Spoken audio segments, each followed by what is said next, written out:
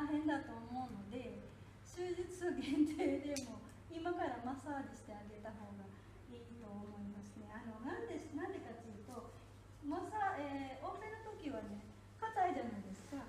もうさっき説明したように、人体と筋肉は硬かったら、頭蓋骨が溝の中に入らないんですよね。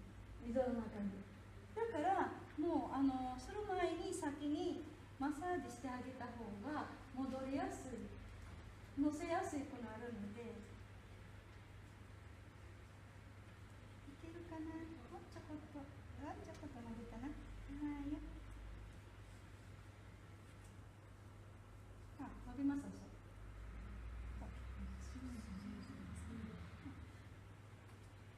嫌がってるのが固めた。